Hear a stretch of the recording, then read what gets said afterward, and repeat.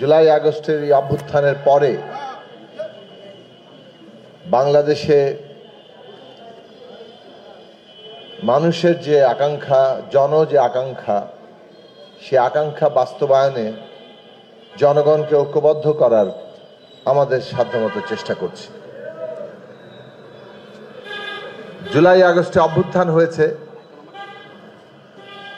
শেখ হাসিনার পতন ঘটেছে, কিন্তু এইটা মনে রাখা আমাদের সবার দরকার যে শেখ হাসিনা কিংবা এর আগেও যত দুঃশাসন হয়েছে তারা যে ব্যবস্থার উপরে দাঁড়িয়ে এই দুঃশাসনটা কায়েম করেছেন সেই ব্যবস্থা কিন্তু এখনো বহাল তবিয়তেই আছে।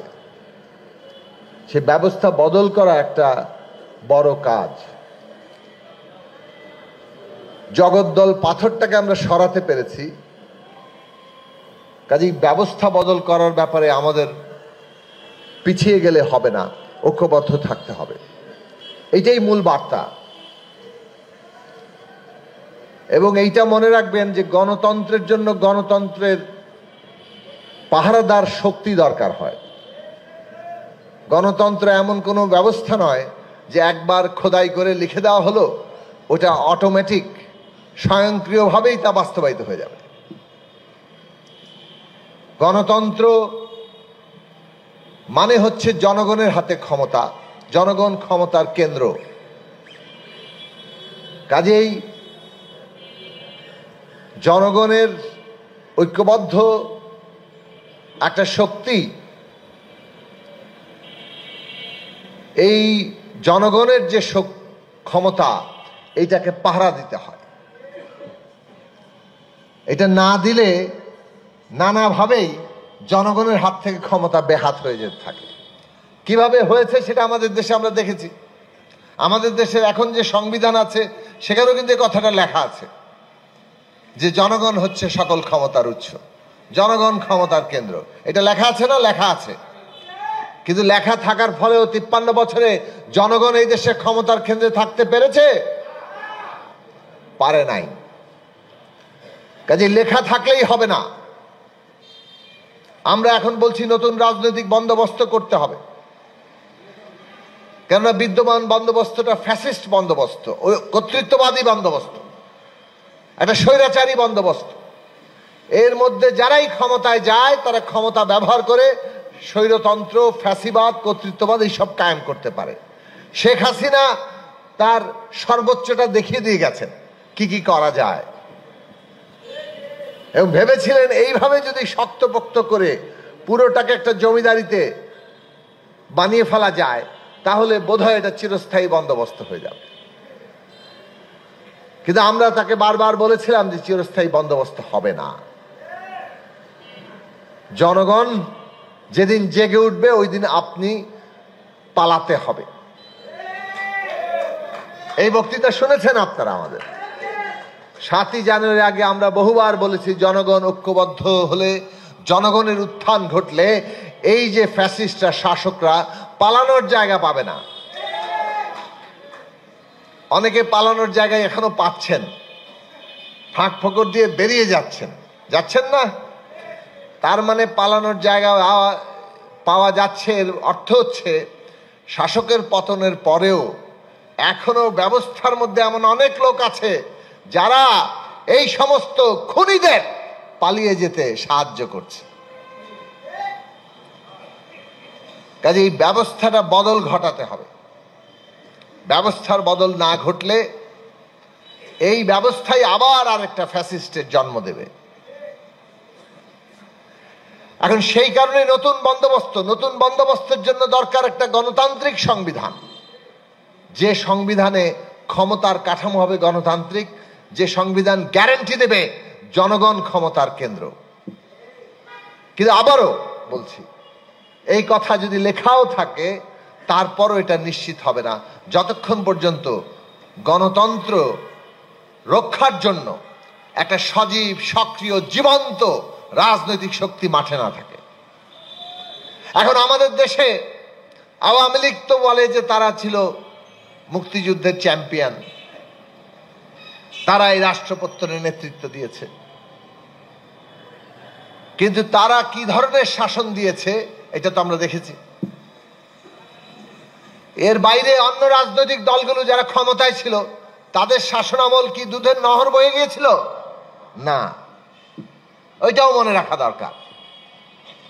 কিন্তু জগৎ তো স্থির না যে এক জায়গায় এসে থেমে গেছে, এটা বন্ধ হয়ে গেছে, এটা আর চলবে না, ব্যাপারটা তো এরকম না। তাহলে সবকিছুই পরিবর্তনশীল। আমরাও আশা রাখতে চাই যে রাজনৈতিক দলগুলো নিজেদেরকে বদলাবে। আমাদের ছাত্র শ্রমিক তরুণরা, ওই আবু সাইদ থেকে জুলফিকার শাকিল, হাজারো ছাত্র, হাজারো শ্রমিক তরুণ, আমাদের শিশু, অভিভাবক, নারী, কি ধর্মীয় দিক থেকে কি জাতিগত পরিচয়, বাংলাদেশের সমস্ত মানুষের যে জাগরণটা ঘটেছিল ওই কতিপয় ফ্যাসিস্ট আর তাদের দোসরদের বাইরে, সেই আত্মত্যাগের উপর দাঁড়িয়ে আজকের যে নতুন বাংলাদেশ, সেই বাংলাদেশে যারা রাজনৈতিক দল হিসেবে আছেন, নেতৃত্ব দিতে চান, তারা নিজেদেরকে জুলাই আগস্টের অভ্যুত্থানের আকাঙ্ক্ষা অনুযায়ী গড়ে তুলবেন, এইটাই মানুষ প্রত্যাশা করে। যদি না করেন তার পরিণতিটা অন্তত জুলাই আগস্ট থেকে শিখে নিয়েন। আমরা আর শুনতে চাই না যেন চিরস্থায়ী বন্দোবস্ত কায়েম করা যায়, আবারও কেউ কেউ সেই চেষ্টা করছেন। আমরা সবাইকে ইতিহাস থেকে শিক্ষা নেওয়ার কথা বলেছিলাম, শাসকরা শিক্ষা নিতে চায় না, যেমন গত শাসকরা নেয়নি। কিন্তু জুলাই আগস্ট আমাদের সামনে যে দৃষ্টান্ত স্থাপন করে গেছে, হয়তো ভবিষ্যতে প্রত্যেকটি শাসকই ক্ষমতা চিরস্থায়ী করতে চাইলে এই জুলাই আগস্টের কথা তাদের মনে পড়বে যে বাংলাদেশে, পৃথিবীর কোথাও এটা শেষ পর্যন্ত সম্ভব না, হয়তো কিছু সময় দীর্ঘ তারা করতে পারে। ওই জায়গা থেকে পরিষ্কার করে আবারও বলি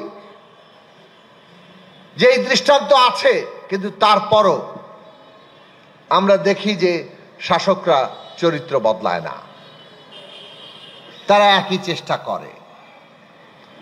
সে কারণে দুটো বিষয় খুব জরুরি দরকার।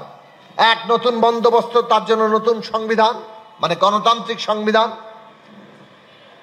এবং আমাদের রাষ্ট্রের প্রতিষ্ঠান, আইন, এগুলো সংস্কার করা,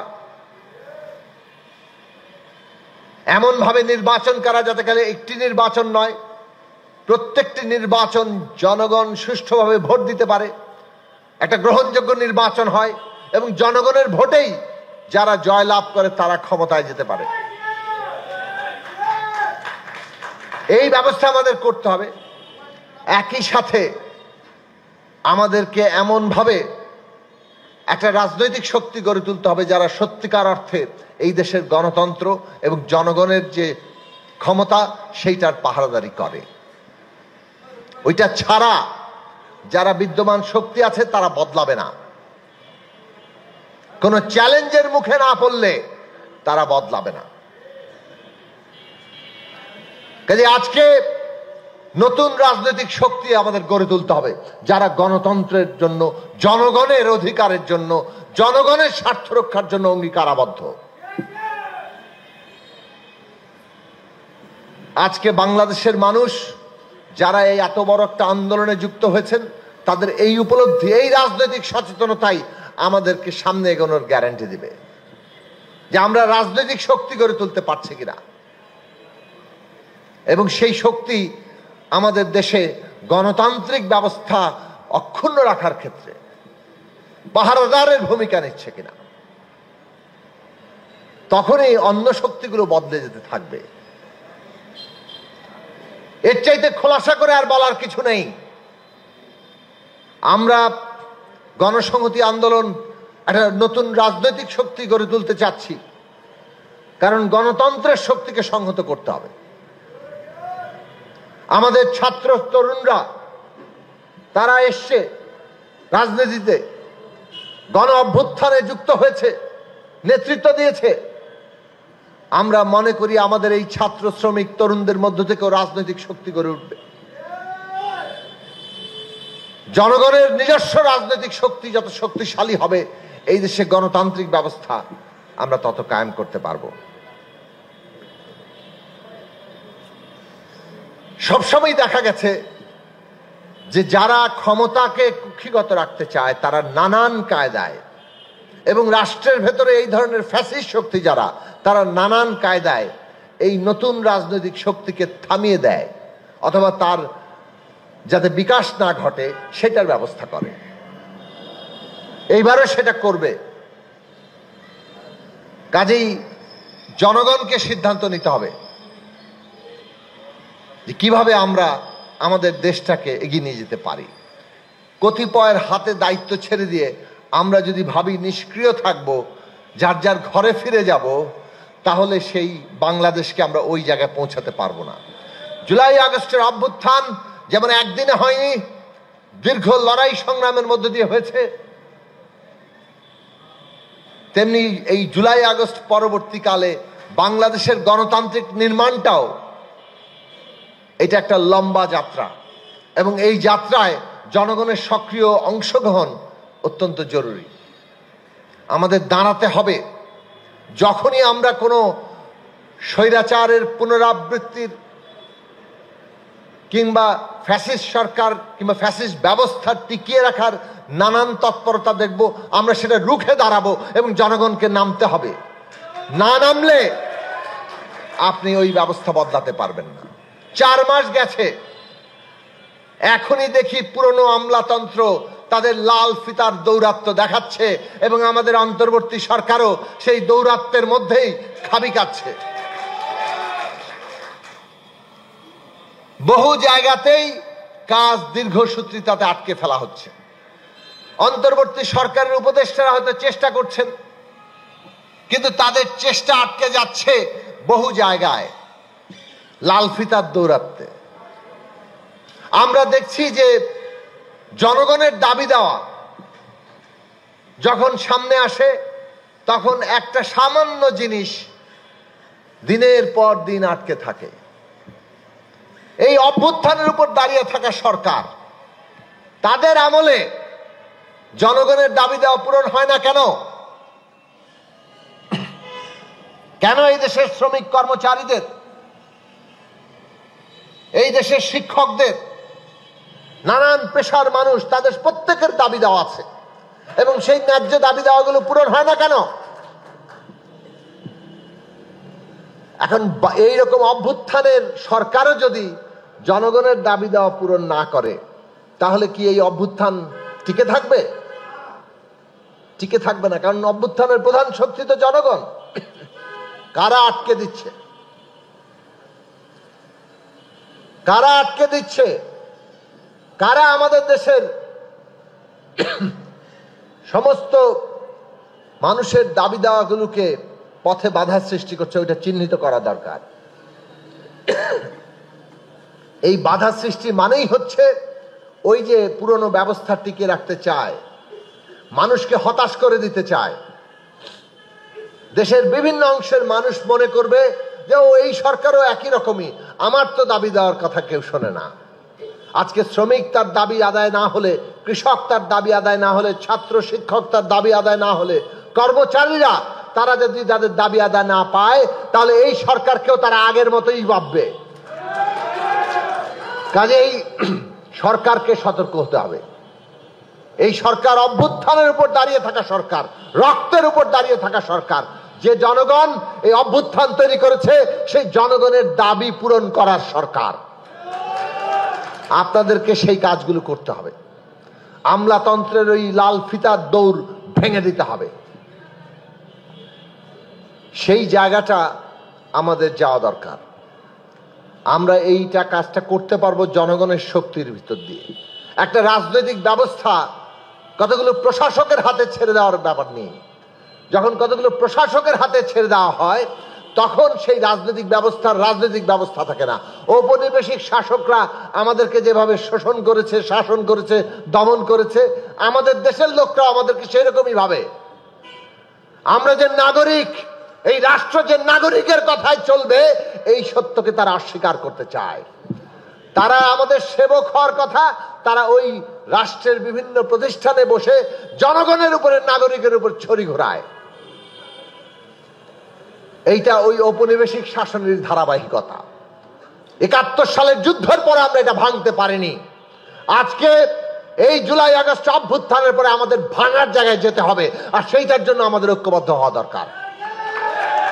জনগণের ঐক্য থাকলেই এই ধরনের শাসনের যে ক্ষমতা, এইটাকে আমরা ভেঙে দিতে পারবো। তখনই সংবিধান সংস্কার হবে, প্রশাসন সংস্কার হবে, সমস্ত নির্বাচন ব্যবস্থা সংস্কার হবে, আইন কানুন সংস্কার হবে, এবং এই রকম লাল ফিতার দৌরাত্ম্য বন্ধ হবে। জনগণ তার সংকটের কথা এই রাষ্ট্রের কাছে বলতে পারবে এবং সেটা সমাধান করাটাই রাষ্ট্রের প্রধান কর্তব্য হবে। এই জায়গায় যেতে হলে আজকে লড়াইটা দরকার।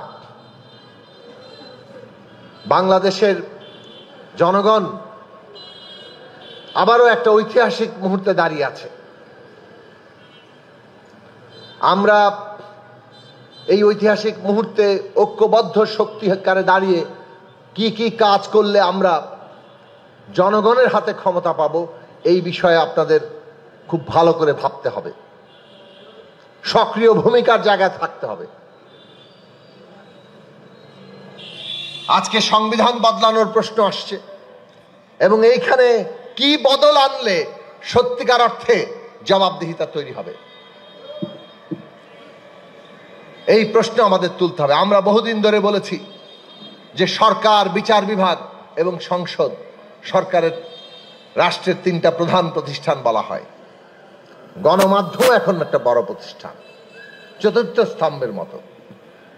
তাহলে এই চারটি প্রতিষ্ঠানকে এমনভাবে দাঁড় করাতে হবে যাতে করে কেউ ক্ষমতার জমিদারিত্ব কিংবা একটা কেন্দ্রীয় ভবন ঘটাতে না পারে। জবাবদিহিতাহীন ক্ষমতা যাতে কারো কাছে না থাকে। তাহলে সরকার যে হবে তাকে অবশ্যই জবাবদিহিতা করতে হবে জনগণের কাছে। সংসদ যে থাকবে তারা জবাবদিহিতা করতে হবে। বিচার বিভাগ নির্বাহী বিভাগ থেকে আলাদা হতে হবে। গণমাধ্যমকে স্বাধীনতা দিতে হবে। আর এই প্রত্যেকটি প্রতিষ্ঠান যখন একে অপরের একটা ক্ষমতার ভারসাম্যে থাকবে, তখনই কেবল জনগণের অধিকার প্রতিষ্ঠা হবে। প্রতিটি বিষয়ে এইরকম বিষয় আছে। আজান দিয়েছে, আমি আর আমার বক্তব্য বাড়াবো না।